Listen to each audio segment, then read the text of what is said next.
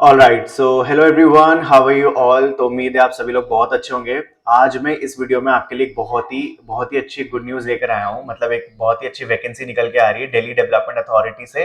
तो उस पूरी वैकेंसी के बारे में हम डिटेल से बात करेंगे। क्या हो उसका सिलेक्शन प्रोसीजर, पोस्ट वैकेंसी कितनी निकली हुई है, क्या उसका एलिजिबिलिटी क्राइटेरिया है, एज लिमिट क्या है, क्वालिफिकेशन, एग्जाम पैटर्न, पूरा syllabus, in hand salary, exam centre, job location, job profile, ये सब चीजें हम बात करेंगे इस एक सिंगल वीडियो में। और एक बहुत ही ज्यादा मतलब आपके हाथों में सुनहरा अवसर है कि आप जो है अपना सरकारी नौकरी पाने का जो पूरा मौका है उसको पूरा कर सकते हो। यहाँ पे कंपटीशन भी कम है, प्लस जो मतलब प्रोसीजर है ना डीडीए का, वो बहुत ज्यादा फास्ट होता है ना। तो आप वीडियो को पूरा देखना, आपके लिए बहुत ही अच्छी अपॉर्चुनिटी है। तो चलो चलते हैं वीडियो में और जानते हैं क्या क्या है इसका पूरा प्रोसीजर। तो देखो, सबसे पहले बात कर लेते हैं कि मतलब जो वैकेंसी है कौन कौन सी पोस्ट पर निकली है। तो देखो, यहाँ पे जो वैकेंसी निकली है वो निकली है असिस्टेंट अकाउंट ऑफिसर, जिसकी टोटल नंबर जो वैकेंसी है वो है 51। फिर assistant section officer 125, legal assistant, नायब तहसीलदार, जूनियर इंजीनियर, पटवारी, जूनियर सेक्रेटरी असिस्टेंट, और भी दूसरी वैकेंसी निकली है। लेकिन ये जो वैकेंसी जो मैंने अभी नाम लिए, ये जो है मेजर फोकस है, जो मैं चाहता हूं कि आप लोग इसका फॉर्म डेफिनेटली भरना, बिल्कुल भी मिस मत करना, क्योंकि ये जो है बहुत बहुत अच्छे लेवल की वैकेंसी है। चलो, तो यहाँ पे टोटल नंबर ऑफ वैकेंसी जो अभी निकली है, अभी इसका पूरा नोटिफिकेशन आया है, वो है 687 जो है टोटल नंबर ऑफ वैकेंसी निकली है।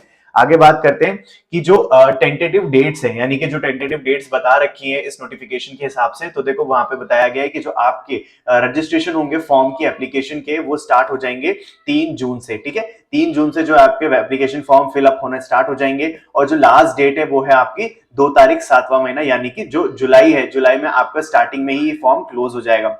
और ये जो एग्जामिनेशन की भी आपको टेंटेटिव डेज यहाँ पे दे रखी है, वो है 1 अगस्त, यानी 1 अगस्त से जो है आपके एग्जाम होना स्टार्ट हो जाएंगे। ठीक है, लेकिन ये सारी की सारी जो डेट्स है वो टेंटेटिव है, लेकिन जो डीडीए का प्रोसीजर है वो बहुत ज्यादा फास्ट होता है। तो आप एक्सपेक्ट करके चलिए कि विद इन फॉर्म फिलअप के आप 1-2 महीने बाद आप एग्जाम अपना एक्सपेक्ट कर सकते हो। चलो, अब बात करते हैं कि जो यहाँ पे हमारी पोस्ट निकली है, अलग अलग पोस्ट, उसकी क्या एज लिमिट है और उनका क्या एजुकेशनल क्वालिफिकेशन है। तो सबसे पहले हम बात करेंगे असिस्टेंट अकाउंट ऑफिसर की। तो उसके अंदर जो एज लिमिट रखी गई है वो 30 साल रखी गई है, यानी 30 साल से ज्यादा नहीं होनी चाहिए। और इसके लिए आपको क्या क्या एजुकेशनल क्वालिफिकेशन की जरूरत हो सकती है, या तो आपके पास डिग्री है अकाउंट सीए की, मतलब यानी चार्टेड अकाउंटेंट की, या आपके पास डिग्री है सीएस यानी कंपनी सेक्रेटरी, या फिर आपके पास डिग्री है एमबीए इन फाइनेंस। ठीक है, एमबीए मतलब किसमें होना चाहिए, पर्टिकुलरली फाइनेंस में, या फिर आपके पास कोई भी दूसरी इक्वल रेलेवेंट डिग्री होनी चाहिए। बट यहाँ पे बोला गया साफ साफ कि जो एमकॉम है उसको कंसिडर नहीं किया जाएगा as an equivalent qualification. Next post पे चलते हैं, असिस्टेंट सेक्शन ऑफिसर, जिसकी एज बता रखी है कि 30 इयर्स से ज्यादा की नहीं होनी चाहिए। और इसका जो एजुकेशन क्वालिफिकेशन है वो काफी नॉर्मल है, जो कि शायद आप काफी लोग जो है उसको इजीली फुलफिल कर दोगे। तो जो बैचलर्स डिग्री है किसी भी रिकॉग्नाइज्ड यूनिवर्सिटी से, वो आपका काम कर देगी। और यहाँ पे कंप्यूटर प्रोफिशिएंसी का मतलब ये है कि आपको कंप्यूटर के बेसिक नॉलेज होनी चाहिए। ठीक है, तो ये आपकी असिस्टेंट सेक्शन ऑफिसर, जो कि जो ग्रुप बी है उसकी पोस्ट है, काफी हाई लेवल की पोस्ट है।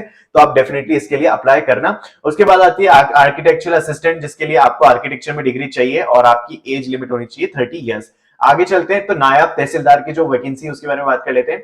यहाँ पे बोला गया है कि आपकी मिनिमम एज रखी गई है यहाँ पे, वो है 21 साल, और अगर आपकी मैक्सिमम एज की बात करें तो वो है 30 साल। ठीक है, अब बात कर लेते हैं एजुकेशन क्वालिफिकेशन की। तो यहाँ पे आपके पास कोई भी डिग्री चलेगी, कोई भी, अगर आपने ग्रेजुएशन किया है, बीए किया है, बीकॉम किया है, एमकॉम मतलब बीटेक किया है, कुछ भी किया है अपनी ग्रेजुएशन के नाम पे, और आपके 50% या उससे ज्यादा मार्क्स है, तो आप इसके लिए एलिजिबल हो। ठीक है, इसके बाद और क्या बोला है यहाँ पे, आपको जो है कई सारी दूसरे एक्ट्स के बारे में नॉलेज होनी चाहिए, जो लैंड और जो एस्टेट वाले मैटर्स होते हैं ना, मतलब रियल एस्टेट वाले, उसके बारे में नॉलेज होनी चाहिए। मतलब ऐसा बोला नहीं कि बस ऐसा कंपल्सरी होना चाहिए, बस ये डिजायरेबल है। ठीक है, ये अगर मतलब ये अगर हुआ तो और भी अच्छी बात है, कहने का मतलब। ठीक है, इसके बाद है कि कोई भी डिग्री हो आपके पास कोई लॉ से रिलेटेड, तो वो और भी ज्यादा आपके लिए एडवांटेज होगा। ठीक है, तो ये सारी चीजें इसके अंदर है नायब तहसीलदार के अंदर। चलो नेक्स्ट पोस्ट पे चलते हैं, जूनियर इंजीनियर। तो यहाँ पे जूनियर इंजीनियर की जो मिनिमम एज रखी गई है वो है 18 साल, और मैक्सिमम एज रखी गई है 27 साल। इसमें क्या मांगा है आपसे, डिप्लोमा चल जाएगा सिविल इंजीनियर में, या फिर आपके पास कोई भी डिग्री है जहां पे आपने इंजीनियरिंग की है सिविल में पर्टिकुलरली। ठीक है, तो वो भी आपका माना जाएगा। ठीक है, नेक्स्ट आते हैं पटवारी पे। पटवारी वैकेंसी बहुत ही ज्यादा अच्छी है, बहुत बहुत बढ़िया लेवल की वैकेंसी है ये। और यहाँ पे जो आपकी एज लिमिट बोला गया है यहाँ पे 21 से 27 साल, यानी 21 आपकी मिनिमम एज और 27 साल आपकी मैक्सिमम एज होनी चाहिए। यहाँ पे क्या क्वालिफिकेशन मांगे गए, यहाँ पे जो है आपको ग्रेजुएट होना है किसी भी यूनिवर्सिटी से, कोई सी भी डिग्री चाहिए, बस आपको ग्रेजुएट होना चाहिए। और यहाँ पे आपको क्या क्या चाहिए, डिजायरेबल में क्या मांगा है, तो यहाँ पे बोला गया कि अगर आपके पास कंप्यूटर नॉलेज है तो और भी अच्छी बात है, ठीक है, या फिर आपके पास वर्किंग नॉलेज होनी चाहिए हिंदी और इंग्लिश, हिंदी या उर्दू की, ठीक है। तो यहाँ पे जो पटवारी है ना, उसका भी जो क्वालिफिकेशन वाला जो एरिया है, क्राइटेरिया है, उसको भी काफी लोग फुलफिल कर रहे होंगे। जूनियर इंजीनियर भी काफी सारे होंगे जो सिविल में इन्होंने किया होगा, तो आप काफी सारे वैकेंसी देख सकते हो जिसके लिए आप एलिजिबल हो। नेक्स्ट पे चलते हैं, और ये जो वैकेंसी है ना, जिसके लिए तो बहुत सारी एप्लीकेशंस आने ही वाली हैं, I am pretty much sure, तो ये है जूनियर सेक्रेटरीट असिस्टेंट। यहाँ पे जो आपको एज लिमिट बताई गई है वो है 18 से 27 साल। क्या चाहिए आपको इसके लिए? आपको चाहिए 12th क्लास, या फिर आपको कोई भी, आपने किसी भी बोर्ड से क्या किया होना चाहिए, 12th क्लास कंप्लीट होना चाहिए। अगर आपने उससे ज्यादा की भी पढ़ाई कर ली है कोई बात नहीं, आपको बस 12th क्लास तो होनी ही चाहिए, वो मिनिमम है, ठीक है। इसके साथ और क्या मांगा है इसमें? इसके साथ बोला गया है कि आपकी अगर टाइपिंग स्पीड है, यानी कि 35 वर्ड्स पर मिनट तो चाहिए इंग्लिश में, और अगर आपकी टाइपिंग स्पीड है 30 वर्ड्स पर मिनट किसमें, हिंदी में, तो आप मतलब इस पोस्ट के लिए एलिजिबल हो, ठीक है। तो ये इसके अंदर बहुत ही सिंपल सा, बहुत ही एकदम स्वीट सा एक वो है, क्या बोलते हैं, एलिजिबिलिटी क्राइटेरिया, जिसको आप सभी लोग फुलफिल कर रहे होंगे, एंड आई मस्ट से कि आपको इसके लिए भी अप्लाई करना ही चाहिए, ठीक है। चलो आगे बढ़ते हैं। तो देखो यहाँ पे अब एज रिलैक्सेशन की बात कर लेते हैं, कि अभी हमने देखा कि जो अलग अलग पोस्ट के लिए अलग अलग एज लिमिट दे रखी है। तो अगर आप किसी भी शेड्यूल्ड, यानी कि किसी भी जो हम कहते हैं ना कि क्या बोलते हैं, अगर आप इन कैटेगरी से बिलोंग करते हो तो आपको कुछ एज रिलैक्सेशन भी देखने को मिल जाएगा। तो बात करते हैं कौन कौन सी पोस्ट के लिए कितना कितना एज रिलैक्सेशन है। तो सबसे पहले अगर आप एससी या एसटी कास्ट से बिलोंग करते हो तो आपको 5 साल का एज रिलैक्सेशन देखने को मिल जाएगा। अगर आप अदर बैकवर्ड क्लासेस यानी ओबीसी कैटेगरी से बिलोंग करते हो तो आपको 3 साल का मिल जाएगा। अगर आप कोई पीडब्ल्यूबीडी यानी कि पर्सन विद बेंचमार्क डिसेबिलिटी से बिलोंग करते हो तो आपको 10 साल का मिल जाएगा, एंड सो फोर्थ, ठीक है। तो आप इसको जरूर चेकआउट कर लेना। अगर आप इसमें से कोई सी भी जो एलिजिबिलिटी है उसको फुलफिल करते हो तो आप डेफिनेटली एज रिलैक्सेशन ले सकते हो। नेक्स्ट बढ़ते हैं, अब बात कर लेते हैं एप्लीकेशन फीस की। तो देखो, जर्नल, ओबीसी और ईडब्ल्यूएस, अगर आप इन तीनों ही कैटेगरी से बिलोंग करते हो तो आपको फॉर्म फीस पे करनी है, वो है 1000 रुपए। इसके बाद अगर आप एसटी, एससी या फिर पीडब्ल्यूडी कैटेगरी से बिलोंग करते हो तो आपको कोई फीस देने की जरूरत नहीं है, यहाँ पे फीस जो है 0। इसके बाद आते हैं, अगर आप फीमेल कैंडिडेट हो तो आपके लिए कोई भी फीस नहीं है, मतलब आप फीस से एग्जेम्प्ट हो, आप बिल्कुल फ्री में एप्लीकेशन फॉर्म भर सकते हो और एग्जाम भी दे सकते हो और सिलेक्शन भी पा सकते हो। इसके बाद है कि आप जो है, बहुत सारे आपके पास तरीके हैं जिससे आप फी पे कर देते हो। अब देखो यहाँ पे ना मैं एक बात बोलना चाहूंगा, अब बहुत सारे लोग क्या है कि वो सोचेंगे कि 1000 रुपए फॉर्म फीस तो देखो बहुत ज्यादा है, तो मैं मानता हूँ स्टूडेंट कम्युनिटी के लिए 1000 रुपए फॉर्म फीस काफी, लिटरली काफी ज्यादा है। लेकिन आप सोच के देखो कि अगर अगर आप यहां पे इन्वेस्ट नहीं करोगे, मतलब ये यही कुछ फॉर्म है जो आपकी एप्लीकेशन फॉर्म है, इनमें से किसी ना किसी आपका जो है सिलेक्शन होना है किसी ना किसी पोस्ट पे, ऐसे ही शायद इसमें ना ही तो किसी और में या फिर किसी और में। तो देखो यहाँ पे मतलब अपॉर्चुनिटी है आपके पास, ठीक है। अभी हम क्या होता है कि कैफे में चले जाते हैं, हम कहीं और चले जाते हैं, तो हम वहां पे पता नहीं कितने खर्च कर देते हैं, पता ही नहीं पड़ता। तो यहाँ पे तो बात आपके करियर की है, तो मैं तो चाहूंगा कि आप डेफिनेटली फॉर्म को फिलअप करो। बात रही 1000 की, तो आप कैसे भी करके मैनेज कर सकते हो, after all it's all about your career. तो चलो अब आगे बढ़ते हैं, आगे देखते हैं। तो देखो, अब सिलेक्शन प्रोसेस की बात करते हैं। अभी तक हमने जितनी भी पोस्ट के बारे में बात करा, उसके सिलेक्शन प्रोसीजर के बारे में बात कर लेते हैं कि कौन कौन से प्रोसीजर से आपको होकर गुजरना पड़ेगा किसी एक पर्टिकुलर पोस्ट पर जॉब पाने के लिए, ठीक है। तो हम सबसे पहले बात कर रहे हैं जूनियर सेक्रेटरीट असिस्टेंट पोस्ट के बारे में। तो ये जो एग्जाम है वो 2 स्टेजेस में होगा आपका, ठीक है, प्री और मेंस आप कह सकते हो उसको। तो जो सबसे पहली जो स्टेज होगी वो बिल्कुल सीएचएसएल जैसे एग्जाम होता है ना, बिल्कुल वैसी ही होने वाली है। तो उसमें क्या होगा कि आपके पास कितने सब्जेक्ट होंगे, टोटल 4 सब्जेक्ट होंगे, और हर सब्जेक्ट से आपसे 25 क्वेश्चन पूछे जाएंगे। कौन कौन से सब्जेक्ट है? जनरल इंटेलिजेंस होगा, जनरल अवेयरनेस होगा, क्वांटिटेटिव एप्टीट्यूड होगा और इंग्लिश लैंग्वेज होगा। इन सभी क्वेश्चन से 25-25 क्वेश्चन पूछे जाएंगे। हर क्वेश्चन कितने मार्क्स का होगा? 2 नंबर का। तो अब जो है टोटल नंबर ऑफ क्वेश्चन कितने हो गए? 100, और जो एक मार्क्स, जो एक क्वेश्चन है वो 2 मार्क्स का है, तो मतलब टोटल मार्क्स कितने हो गए? 200। इस पूरे पेपर को करने के लिए आपके पास जो टाइम ड्यूरेशन होगा वो होगा 60 मिनट्स का, ठीक है। यहाँ पे बात करें नेगेटिव मार्किंग की तो वो होगी 0.66, ठीक है। 0.66 जो होगी वो आपकी नेगेटिव मार्क होंगी। अब यहाँ पे एक बहुत ही इंपॉर्टेंट बात वो ये कि जो आपका प्रीलिम्स होगा, यानी कि जूनियर सेक्रेटरीट असिस्टेंट का प्री जो होगा, फर्स्ट स्टेज जो होगी, वो केवल क्वालिफाइंग इन नेचर की होगी, यानी कि जो आपके मार्क्स होंगे फर्स्ट स्टेज के वो फाइनल मेरिट में नहीं जुड़ेंगे, ठीक है। तो आपको बिल्कुल चिंता करने की जरूरत नहीं है, बस आपको इस एग्जाम को क्वालिफाई करना है। लेकिन आपको मेहनत तो पूरी करनी होगी। आप ये नहीं सोच के बैठ सकते कि इसको केवल क्वालिफाई करना है तो मेरे को एक सर्टेन नंबर ऑफ परसेंटेज ही चाहिए, नहीं। अगर आप सच में चाहते हो अगर सेकंड स्टेज पे पहुंचना, वो आपका यही डिसाइड करेगा। जो आपका पहली स्टेज है उसमें अगर आपने कट ऑफ को क्लियर किया तो वो डिसाइड करेगा कि आप जो है सेकंड स्टेज में एग्जाम दोगे या नहीं दोगे, तो ठीक है। तो ये मतलब इंपॉर्टेंट है। तो चलो आगे बढ़ते हैं।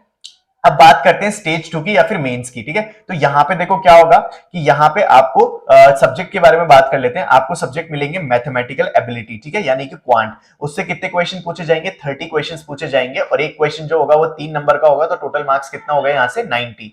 फिर उसके बाद जो दूसरा मॉड्यूल यानी दूसरा सेक्शन मिलेगा वो आपको मिलेगा रीजनिंग एंड जनरल इंटेलिजेंस। यहां से आपको टोटल नंबर ऑफ क्वेश्चन जो देखने को मिलेंगे वो मिलेंगे 30, और सिंस मैंने अभी आपको बताया एक क्वेश्चन 3 नंबर का है तो टोटल नंबर हो गए 90, ठीक है। इसके बाद जो है आगे आपको मिलेगा सेकंड सेक्शन, जहां पे आपको पूछा जाएगा इंग्लिश लैंग्वेज एंड कॉम्प्रीहेंशन, ठीक है। यहां से जो टोटल नंबर ऑफ क्वेश्चंस आपसे पूछे जाएंगे वो पूछे जाएंगे 40, और उसके लिए आपको पूरे मार्क्स कितने मिलेंगे? 40, यानी 40 इंटू का 3 यानी 120 मार्क्स जो हो जाएंगे आपके टोटल मार्क्स। फिर इसके बाद जो है, अब देखो यहां तक हो गया। इसके बाद आपको थर्ड सेक्शन मिलेगा जहां पे आपसे पूछा जा रहा है कंप्यूटर नॉलेज, ठीक है। कंप्यूटर नॉलेज जो है उसके अंदर आपसे 15 क्वेश्चन पूछे जाएंगे, 45 मार्क्स के हो जाएंगे, और इसको करने का आपके पास टाइम होगा 15 मिनट। और जो ऊपर हमने दो सेक्शन की बात करी उन दोनों को करने का जो टाइम होगा वो 1 आवर होगा, ठीक है, 1 आवर ईच। तो देखा जाए तो टोटल आपके पास टाइम कितना हो गया इस एग्जाम को कंप्लीट करने का, सेकंड स्टेज को करने का? तो वो है 2 आवर एंड 15 मिनट, तो मतलब 2 घंटे और 15 मिनट में आपको करना है। अब एक और चीज मैं आपको बताना चाहूंगा, और वो ये कि यहाँ पे जो कंप्यूटर नॉलेज है वाला जो सेक्शन दे रखा है ना, ये क्वालिफाइंग नेचर का है, ठीक है। ये जो है आपका जो मार्क्स मतलब होंगे फाइनल कट ऑफ के लिए कैलकुलेट, उसमें इसका कोई रोल नहीं होगा। ये सिर्फ क्वालिफाई करना है आपको, जिससे कि ये टेस्ट किया जा सके कि आपको कंप्यूटर की बेसिक नॉलेज है, ठीक है। तो इसीलिए यहाँ पे ये रखा गया है, तो आपको इसके बारे में बिल्कुल चिंता करने की जरूरत नहीं है। लेकिन जो आपकी फाइनल जो मेरिट बनती है, एक बार उसके बारे में बात कर लेते हैं। तो यहाँ पे जो सब आपको मॉड्यूल 1 जो दे रखा है जिसमें मैथमेटिक्स और रीजनिंग पूछी जाएगी, और जो मॉड्यूल 2 दे रखा है जिसमें आपको जनरल जो इंग्लिश लैंग्वेज है वो पूछी जाएगी, तो इन दोनों को मिला के आपकी फाइनल कट ऑफ बनेगी। तो टोटल कितने नंबर में से बनेगी फाइनल कट ऑफ, एक बार देख लेते हैं। तो 90 और 90 कितना हो गया? 180, और 180 एंड 120, ठीक है। तो मतलब देखा जाए तो आपकी 300 में से क्या बनेगी? टोटल फाइनल कट ऑफ बनेगी, ठीक है। अब इसके बारे में बात कर लेते हैं कि जो यहाँ पे नेगेटिव मार्किंग है वो है 1 मार्क, ठीक है। याद रखना कि जो मेंस है यानी कि स्टेज 2 है वहां पे आपकी नेगेटिव मार्किंग 1 नंबर रखी गई है। और मैंने अभी बताया था आपको कि स्टेज 2 के लिए जो सेक्शन 1 और सेक्शन 2 है ना, केवल वहीं से आपकी कट ऑफ डिसाइड होगी, ठीक है। और इसके अलावा जो कंप्यूटर नॉलेज है वो क्या है? क्वालिफाइंग इन नेचर है। अब इसके बाद आप जब थोड़ा सा लास्ट में देखोगे ना, तो यहाँ पे एक और चीज दे रखी है, वो है स्किल टेस्ट या टाइपिंग टेस्ट, ठीक है। अब जब आप ये एग्जाम स्टेज 2 अपीयर हो जाओगे इसके लिए, तो वहीं पे आपका थोड़ी देर बाद क्या होगा? एक टाइपिंग टेस्ट होगा। उसमें आपको क्या करके दिखाना होगा? टाइपिंग करके दिखानी होगी, जहां पे आप इंग्लिश में भी करके दिखा सकते हो या हिंदी में भी करके दिखा सकते हो। बस आपको अगर इंग्लिश में टाइपिंग आती है तो आपको 35 वर्ड्स पर मिनट पे करनी होगी, और अगर आपको हिंदी में आती है तो आपको 30 वर्ड्स पर मिनट जो है टाइपिंग करनी होगी विद एक्यूरेसी, ठीक है। तो अगर आप ये सब कर लेते हो तो फाइनली आपका जो है डॉक्यूमेंट वेरिफिकेशन का स्टेज आएगा, जहां पे अगर आप वहां तक पहुंचते हो तो मुबारक हो, आपको जॉब मिल जाएगी। चलो नेक्स्ट पे चलते हैं। अब बात कर लेते हैं पटवारी वाली जॉब पोस्ट की, कि वहां पे जो है क्या क्या जो है आपका पूरा स्टेज मतलब एग्जाम के लिए क्या क्या रहेगा। जो एग्जाम होगा आपका यहाँ पर भी 2 स्टेजेस में होने वाला है, प्रिलिमिनरी और एक दूसरा होगा मेंस। तो प्री की बात करें तो यहाँ पे देखो आपको क्वेश्चन पूछे जाएंगे टोटल 5 सेक्शन से, ठीक है। और हर आपसे पूछे जाएंगे 5 सेक्शन से, टोटल नंबर ऑफ क्वेश्चंस होंगे आपके 120, ठीक है। अब कौन से सेक्शन से कितने क्वेश्चन पूछे जाएंगे, तो आप उसको सिंपली 120 क्वेश्चंस को 5 से डिवाइड कर लेना, ठीक है। या फिर इस तरीके से हो सकता है, लेकिन इसके बारे में अभी कुछ पता नहीं है। और जो टोटल मार्क्स दे रखे हैं 120 मतलब क्वेश्चंस हैं, और 120 ही मार्क्स है ना, तो मतलब एक क्वेश्चन कितने का हो गया? 1 मार्क का। और इसको पूरा अटेम्प्ट करने के लिए आपको जो टाइम ड्यूरेशन दे रखा है वो दे रखा है आपको 2 घंटे का, मतलब आपको 2 घंटे में इस फर्स्ट प्री स्टेज को पूरा कंप्लीट करना होगा। यहां पर भी जो आपको कंप्यूटर नॉलेज दे रखा है, जो 5th सब्जेक्ट है, वो एक्चुअल में क्वालिफाइंग नेचर का ही है, ठीक है। उसका कोई भी रोल नहीं है deciding your cut off. In fact जो स्टेज 1 है पटवारी पोस्ट की भी, उसमें भी क्या है? वो क्वालिफाइंग इन नेचर है। इसका सेकंड स्टेज में कोई लेना देना नहीं है, यानी कि मार्क्स जब कैलकुलेट होंगे, फाइनल कट ऑफ जब बनेगी, तो फर्स्ट स्टेज का उसमें कोई लेना देना नहीं है। लेकिन फर्स्ट स्टेज डिसाइड करेगी कि आप सेकंड स्टेज में जाओगे या नहीं, ठीक है। तो चलो अब बात करते हैं, जब आप फर्स्ट स्टेज पे क्वालिफाई कर लेते हो, आप कट ऑफ क्लियर कर लेते हो, तो आपको बुलाया जाएगा सेकंड स्टेज यानी कि मेंस में। तो अब वहां पे आपको क्या क्या मतलब सब्जेक्ट देखने को मिलेंगे। तो आपको वहां पे पूछा जाएगा टोटल 6 सब्जेक्ट से आपसे क्वेश्चंस पूछे जाएंगे, और वो कौन कौन से होंगे? जर्नल अवेयरनेस से पूछे जाएंगे आपसे, जर्नल इंटेलिजेंस और रीजनिंग से पूछे जाएंगे, अरिथमेटिक होगी, न्यूमेरिकल एबिलिटी होगी, और इसके बाद इंग्लिश लैंग्वेज एंड कॉम्प्रीहेंशन, या फिर कोई भी एक लैंग्वेज आपको ऑप्ट करनी है, हिंदी या फिर उर्दू। फिर इसके बाद आता है बेसिक कंप्यूटर नॉलेज। तो इन सभी सब्जेक्ट से मिला के आपसे टोटल क्वेश्चन पूछे जाएंगे 200, और हर क्वेश्चन 1 मार्क का होगा, तो यानी आपके टोटल मार्क्स भी बनते हैं कितने? 200। और जो इसको पूरा करने का जो टाइम ड्यूरेशन दे रखा है वो है 2 घंटे, मतलब आपको 2 घंटे में इसको पूरा करना है।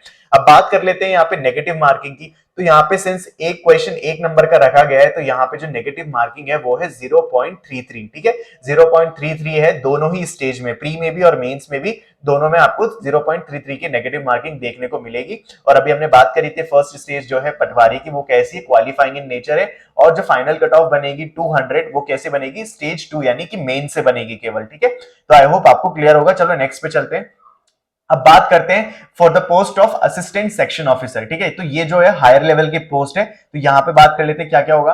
तो देखो यहाँ पे जो फर्स्ट स्टेज है असिस्टेंट सेक्शन ऑफिसर की, वो भी कैसी है, क्वालिफाइंग इन नेचर है। यहाँ पे जो आपको नेगेटिव मार्किंग देखने को मिलेगी वो होगी 0.66। अब बात करते हैं आपको कितने सब्जेक्ट से, बिल्कुल सीएचएसएल जैसा है इसका भी। अभी हमने बात करी थी पहले भी जो देखा था हमने, वो भी सीएचएसएल जैसा था। यहाँ पे भी एसएससी सीएचएसएल जैसा बिल्कुल डिट्टो पैटर्न उसका कॉपी कर लिया गया है। तो देखो यहाँ पे जो है आपको देखने को मिलेगा जनरल इंटेलिजेंस, जहां से आपको 25 क्वेश्चन पूछे जाएंगे, एक क्वेश्चन 2 मार्क्स का, तो मतलब टोटल मार्क्स कितने हो गए 50। इसी तरीके से जनरल अवेयरनेस से भी 25 क्वेश्चन, क्वांटिटेटिव एप्टीट्यूड से भी 25 और इंग्लिश लैंग्वेज से भी 25, तो मतलब टोटल क्वेश्चंस कितने हो गए 100, और एक क्वेश्चन 1 मार्क का है तो मतलब तो टोटल मार्क्स कितने हो गए 200। और यहाँ पे जो आपको टोटल टाइम मिलेगा पूरे पेपर को करने का वो होगा 60 मिनट्स। तो आई होप आपको जो फर्स्ट स्टेज है वो आपको समझ में आ गई होगी। अब चलते हैं दूसरी स्टेज पे। तो ये है दूसरी स्टेज का सिलेबस, जहां पे आपको सिलेबस नहीं मतलब पूरा एकदम कौन कौन से सब्जेक्ट मिलेंगे और कितने मार्क्स का होगा। तो देखो जो आपको सेक्शन 1 है, सेक्शन 1 में आपको 2 सब्जेक्ट मिलेंगे, मैथमेटिकल एबिलिटी जहां से आपसे पूछे जाएंगे 30 क्वेश्चन और उसके मैक्सिमम मार्क्स होंगे 90, यानी कि हर एक क्वेश्चन कितने मार्क्स का होगा 3 मार्क्स का। उसके बाद जो सेकंड सब्जेक्ट आपको देखने को मिलेगा वो होगा रीजनिंग एंड जनरल इंटेलिजेंस, जहां से भी आपसे 30 क्वेश्चन पूछे जाएंगे और वो होगा 90 मार्क्स का, ठीक है। तो यहाँ पे इन दोनों मतलब इस सेक्शन पर्टिकुलर मैथ्स और रीजनिंग को करने का जो एक सेक्शन है, इसको आपको टाइम मिलेगा 1 घंटे में आपको करना होगा। फिर इसके बाद दूसरा जो सेक्शन है उस पे आते हैं, तो वहां पे आपसे क्या क्या पूछा जाएगा, इंग्लिश लैंग्वेज पूछी जाएगी, जहां से आपसे टोटल नंबर ऑफ क्वेश्चन पूछे जा रहे हैं 45, और उनका एक क्वेश्चन 3 मार्क्स का है, तो मतलब टोटल कितने मार्क्स हो गए 135। इसके बाद जो जनरल अवेयरनेस है वहां से आपसे 25 क्वेश्चन पूछे जाएंगे और टोटल मार्क्स कितने हो गए 75। तो इन दो जो सेकंड वाला सेक्शन है जहां पे इंग्लिश और जनरल अवेयरनेस है, इन दोनों को करने का आपको मतलब टाइम कितना मिलेगा 1 घंटा, ठीक है। फिर इसके बाद थर्ड सेक्शन पे आते हैं, जहां पे आपसे बोला गया है कि कंप्यूटर जो नॉलेज है आपका उसके क्वेश्चन पूछे जाएंगे, कितने क्वेश्चन पूछे जाएंगे 20, और जो टोटल मार्क्स बनते हैं वो बनते हैं 60, और इसको करने का आपको टाइम मिलेगा 15 मिनट। लेकिन यहाँ पर भी आपको याद रखना है कि जो कंप्यूटर नॉलेज है वो केवल क्वालिफाइंग इन नेचर है, उसका आपका कोई भी जो सेकंड स्टेज में कोई भी लेना देना नहीं है, मतलब जो फर्दर स्टेज है उसमें जो फाइनल कट ऑफ बनेगी उसमें कोई भी लेना देना नहीं है, ठीक है। तो नेगेटिव मार्किंग हम यहाँ पे देख लेते हैं। अभी हमने देखी थी कि यहाँ पर जो है नेगेटिव मार्किंग वो कितनी की है, 1 नंबर की है, ठीक है, नेगेटिव मार्किंग। फर्स्ट और सेकंड स्टेज जो है जो यहाँ पे हमने देखा कि फर्स्ट और सेकंड सेक्शन जो है, सॉरी, फर्स्ट और सेकंड सेक्शन जो है वही डिसाइड करेंगे आपके फाइनल सिलेक्शन की कट ऑफ, ठीक है। तो जो थर्ड सेक्शन है यानी कंप्यूटर नॉलेज वो क्वालिफाइंग इन नेचर है, उसका कोई भी लेना देना नहीं है। फिर इसके बाद देखो नीचे दे रखा है आपको डेटा एंट्री टेस्ट, ठीक है, मतलब आप सेकंड स्टेज में गए, आपने जो है ये objective type question paper attempt कर लिया, उसके बाद आपको क्या करके दिखाना होगा, एक डेटा एंट्री टेस्ट करके दिखाना होगा। उसमें आपको देखा जाएगा आपकी स्पीड एक्यूरेसी देखी जाएगी, ठीक है। तो ये भी क्वालिफाइंग इन नेचर है, लेकिन आपको इसके लिए टाइम ड्यूरेशन मिलेगा 15 मिनट, और आपको क्या करना होगा, एक टास्क दिया जाएगा जहां पे आपको कुछ डेटा एंट्री करके दिखानी होगी, मतलब ये जो है आपको परफॉर्म करके दिखाना होगा with in a specified limit of time with accuracy. तो आप क्या करोगे, इसको भी क्लियर कर ले जाओगे, ठीक है। तो ये बात हो गई हमारी असिस्टेंट सेक्शन ऑफिसर की, जो कि एक हायर लेवल पोस्ट है, ग्रुप बी की पोस्ट है। चलो अभी आगे बढ़ते हैं। अब यहाँ पे बात कर लेते हैं कि जो जूनियर इंजीनियर और बाकी दूसरे एग्जाम है, ठीक है, आर्किटेक्चरल असिस्टेंट हो गया, लीगल असिस्टेंट हो गया, नायब तहसीलदार हो गया, जूनियर इंजीनियर हो गया, इन सभी के लिए क्या है कि एग्जाम पैटर्न सेम है। तो एक बार बात कर लेते हैं। तो देखो यहाँ से आपसे क्वेश्चन पूछे जाएंगे टोटल 5 सेक्शन से। तो पहला है reasoning, quantitative aptitude, general awareness, English language, respective discipline, यानी कि जो भी आप फील्ड से कर रहे हो, सपोज आप जूनियर इंजीनियर का कर रहे हो तो आपको वहां पे सिविल इंजीनियरिंग जो आपने की है तो वहां से आपसे उससे रिलेटेड क्वेश्चन पूछे जाएंगे, जो आपका पहला एक सब्जेक्ट तो जरूर होगा। चाहे आप अगर आर्किटेक्चर से कर रहे हो तो आपसे आर्किटेक्चर से रिलेटेड क्वेश्चन पूछे जाएंगे। इसी तरीके से अगर आप लीगल असिस्टेंट से तो आपसे लॉ से रिलेटेड क्वेश्चन पूछे जाएंगे। तो मतलब आप जिस भी फील्ड से अप्लाई करते हो तो आपका एक सब्जेक्ट तो जो है आपकी फील्ड से रिलेटेड होगा, जहां से आपसे क्वेश्चन पूछे जाएंगे। तो अब ये पूरे जो 5 सब्जेक्ट है इनसे क्वेश्चन मिला के आपसे पूछे जाएंगे 120, और एक क्वेश्चन 1 नंबर का होगा, तो टोटल मार्क्स भी कितने हो गए 120, और यहाँ पे आपको इसका टाइम मिलेगा 2 घंटे का, ठीक है। यहाँ पे नेगेटिव मार्किंग के बारे में बात करें तो आपको देखने को मिलेगी 0.33, और अभी मैंने जैसे बताया कि आप जो भी सब्जेक्ट जिस भी पोस्ट से अप्लाई करते हो, चाहे आप आर्किटेक्चर से तो आपका आर्किटेक्चर का सब्जेक्ट होगा, लीगल असिस्टेंट तो मतलब लीगल से रिलेटेड कोई ना कोई सब्जेक्ट होगा आपका, नायब तहसीलदार या जूनियर इंजीनियर तो आपका रिस्पेक्टिव कोई ना कोई सब्जेक्ट होगा जहां से आपकी नॉलेज टेस्ट की जाएगी, ठीक है। तो ये हो गया हमारा कौन सा जूनियर इंजीनियर और बाकी दूसरी पोस्ट का सिलेक्शन प्रोसेस। अब इसके बाद देख लेते हैं कि यहाँ पे बात तो हमने कर ली कि कितना मतलब कैसे कैसे एग्जाम होगा, कैसे कैसे पूरा एग्जाम पैटर्न है। अब बात कर लेते हैं salary, which is like main concern हम सभी लोगों का। तो देखो यहाँ पे पोस्ट बहुत अच्छी है, तो आपको सैलरी भी बहुत अच्छी मिलेगी। तो बात करें सबसे पहले असिस्टेंट सेक्शन ऑफिसर की, जो कि ग्रुप बी की पोस्ट है। तो अभी जो आपको कैसे सैलरी मिलेगी, अगर आप वहां पे क्लियर कर लिए करके आपको जॉब मिल जाती है, तो आपको सैलरी मिलेगी with all and extra allowances. तो होगी वो आपकी 54,000 इन हैंड। ठीक है, इन हैंड जो आपकी सैलरी वो होगी आपकी अप्रोक्स 54,000। इसके बाद बात करें पटवारी की, तो पटवारी जो है ग्रुप सी की पोस्ट है, और इसके अंदर आपको जो इन हैंड सैलरी मिलेगी with all and extra allowances वो होगी 48,000 रुपए।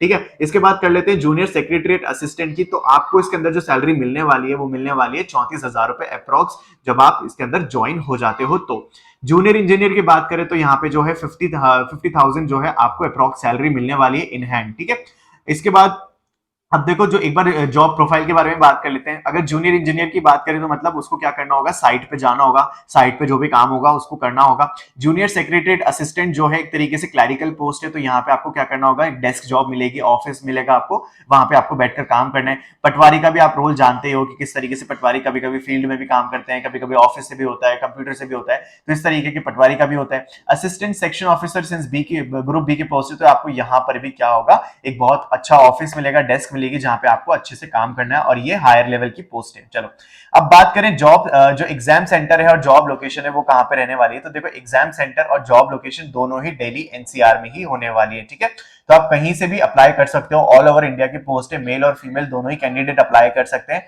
और ये वन टाइम अपॉर्चुनिटी है, आप प्लीज इसको मिस मत करना। मैं अभी आपको यही बता रहा हूं। तो ये पूरी वैकेंसी है हमारी, तो आई होप आपको पसंद आई होगी। ठीक है, तो आप जल्द से जल्द जैसे इसके फॉर्म निकलेंगे मैं आपको अपडेट कर दूंगा। आप क्या करना, मेरे चैनल से जुड़ जाना, वहां पे मैं अपडेट डालता रहता हूँ। ठीक है, वहां पे और इससे रिलेटेड भी काफी सारे आपको कंटेंट मिल जाएगा। अभी जो है प्रिपरेशन भी कराएंगे कि ठीक है आपको कैसे प्रिपेयर करना है इस पर्टिकुलर एग्जाम के लिए, तो वो आने वाली वीडियोस में मैं आपके साथ शेयर करूंगा। ठीक है, सारा आपको मटेरियल मिलेगा, सब कुछ मिलेगा, that is free of cost, कोई आपके लिए कोई भी पैसा चार्ज नहीं किया जाएगा। यहाँ तक कि आपके पास एक ऐप भी है GK24, जहां से आप क्या कर सकते हो, अपनी तैयारी को और ज्यादा अच्छा बना सकते हो। इसमें आपको बहुत सारे करंट अफेयर मिल जाएगा डेली बेसिस पे, बाइलिंगुअल लैंग्वेज में होता है, यानी हिंदी और इंग्लिश दोनों में। MCQ मिल जाएंगे बहुत सारे, हिस्ट्री, पॉलिटी, ज्योग्राफी, इकोनॉमिक्स, इन सब से रिलेटेड बहुत सारा फ्री मटेरियल मिल जाएगा। तो इसी तरीके की GK GS, current affair update, job vacancy और प्रिपरेशन स्ट्रेटेजी, कॉम्प्लेक्स इश्यूज के एनालिसिस पाने के लिए आप चैनल से जुड़ना मत भूलना, सब्सक्राइब बटन को प्रेस करके। सो ये थे हमारी आज की वीडियो, उम्मीद है आपको पसंद आई होगी, और आप जल्दी से इसमें अप्लाई करना, और मुझे कमेंट सेक्शन में बताना कि कौन कौन जो है इस पोस्ट के लिए अप्लाई करने वाला है, और आप चाहते हो क्या कि मैं जो है एक स्ट्रेटेजी वाली वीडियो बनाऊं कि कैसे आपको कोई भी पर्टिकुलर एग्जाम क्रैक करना है। ठीक है, तो आपको जिस भी पोस्ट के लिए चाहिए कि आप चाहते हो कि मैं कोई एक पर्टिकुलर वीडियो बनाऊं स्ट्रेटेजी पे या प्रिपरेशन स्ट्रेटेजी पे, तो आप प्लीज मुझे कमेंट बॉक्स में जरूर बताना, शेयर करना इसको अपने दोस्तों के साथ। तो चलो मैं मिलता हूं फिर आपसे अगली वीडियो में, जहां पे हम बात करेंगे ऐसे किसी टॉपिक के बारे में जो आपकी तैयारी को बनाती है और ज्यादा स्ट्रॉन्ग। तो thank you so much guys join करने के लिए। चलो फिर चलता हूं मैं, फिर मैं मिलता हूं आपसे अगली वीडियो में। Thank you so much for watching.